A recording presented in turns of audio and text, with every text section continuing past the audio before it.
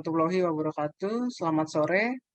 Perkenalkan, kami dari kelompok 9 akan mempresentasikan tentang Museum Nasional.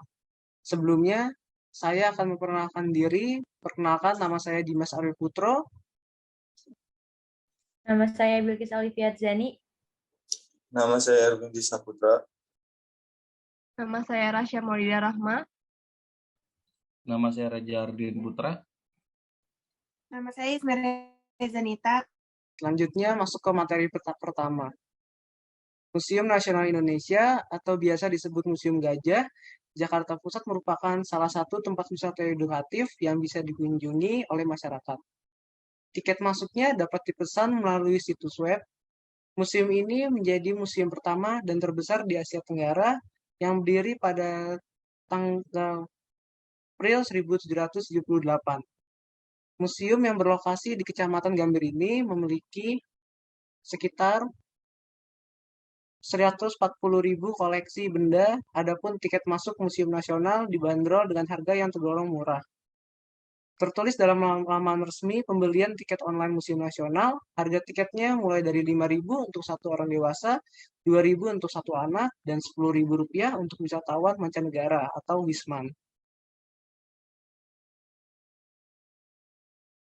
Hasil penelitian menunjukkan bahwa adanya pengaruh yang sangat kuat dan berhubungan positif signifikan antara kualitas pelayanan museum dengan minat berkunjung kembali.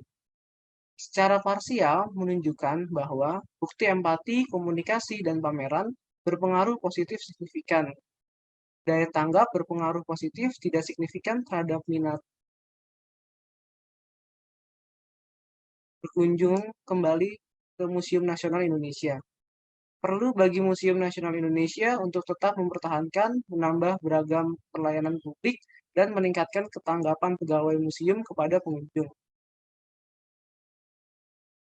Selanjutnya silahkan. Museum Nasional Jakarta yang mempengaruhi kualitas pelayanan. Yang pertama, artinya wisatawan akan merasakan keberadaan karyawan dan sistem operasional yang ada di Museum Nasional dapat menyelesaikan masalah pengunjung. Yang kedua, spontanitas, di mana karyawan menunjukkan keinginan untuk menyelesaikan masalah pengunjung yang sedang berkunjung ke Museum Nasional.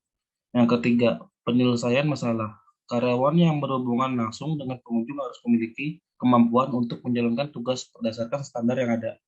Yang keempat, perbaikan. Apabila terjadi hal-hal yang tidak diinginkan, Museum Nasional Jakarta mempunyai karyawan yang berstandar dan dapat menyelesaikan semua perbaikan yang terjadi. Selanjutnya.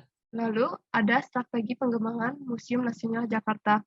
Strategi pengembangan destinasi wisata pada dasarnya mengarahkan pertumbuhan pariwisata terhadap kebutuhan lokal, kepentingan, dan batas dapat meningkatkan nilai pariwisata kepada masyarakat dan membantu menciptakan industri yang berkelanjutan. Dalam karyanya, Kreak menjelaskan keberlanjutan jangka panjang dari selanjutnya. Pariwisata bertumpu pada kemampuan tokoh masyarakat dan profesional pariwisata untuk memaksimalkan manfaat dan meminimalkan biaya.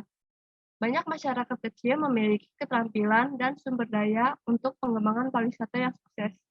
Menciptakan industri pariwisata lokal bukanlah tugas yang menakutkan, tetapi membuat pariwisata benar-benar cocok bagi masyarakat yang membutuhkan kerja. Menciptakan industri pariwisata yang sukses dan berkelanjutan seperti menciptakan aktivitas ekonomi yang sukses dan berkelanjutan. Selanjutnya, analisis SWOT dari Museum Nasional. Kekuatannya yaitu tempat yang unik dan menarik membuat timbulnya rasa penasaran terhadap wisatawan yang akan berkunjung. Pelayanan yang cukup baik yang memudahkan para pengunjung untuk berkunjung dalam membeli tiket secara online. Lalu tempat yang berlokasi di tengah kota menjadikan Museum Nasional sebagai tempat yang strategis. Selanjutnya, weakness, rendahnya kesadaran dan kepedulian masyarakat terhadap museum.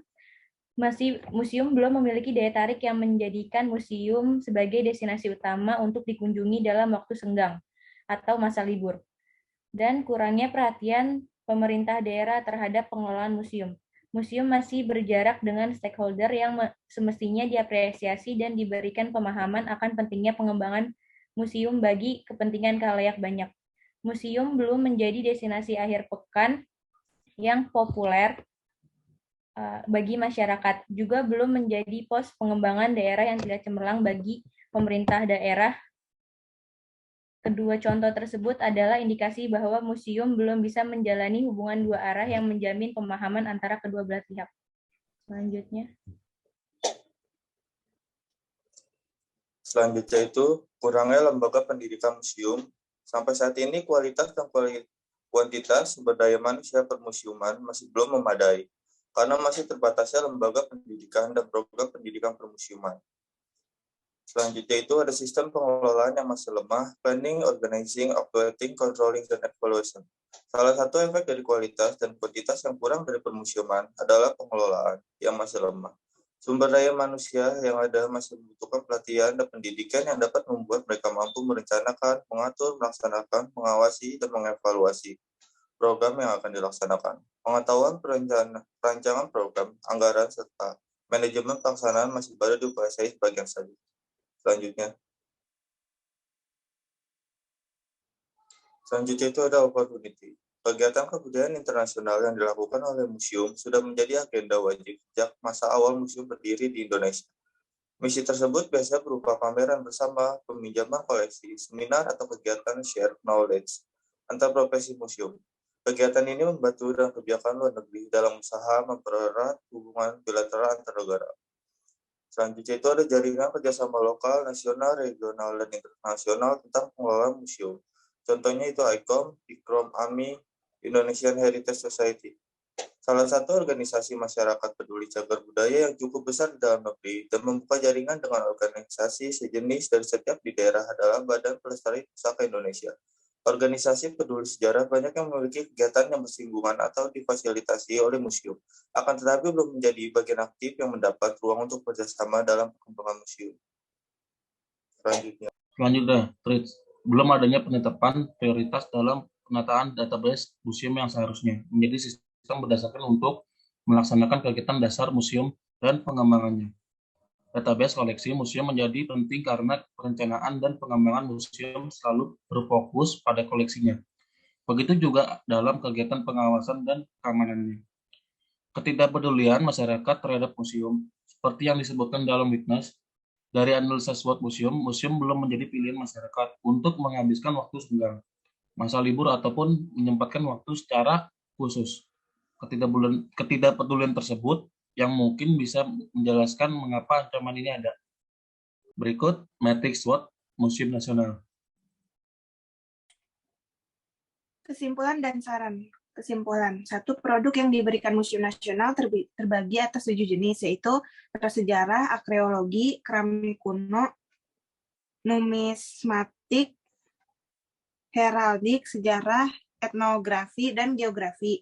Yang kedua, strategi pembangunan yang dapat dilaksanakan Museum Nasional melalui pembuatan di aroma maupun pengadaan voice record di dalam museum dan promosi melalui sosial media.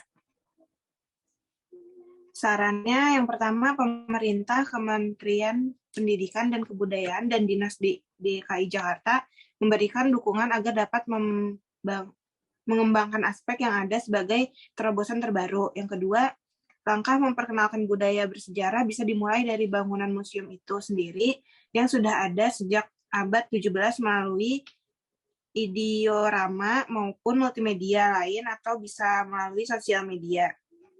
Bagi peneliti selanjutnya, penelitian menjadi referensi awal untuk melaksanakan penelitian lanjutan nantinya.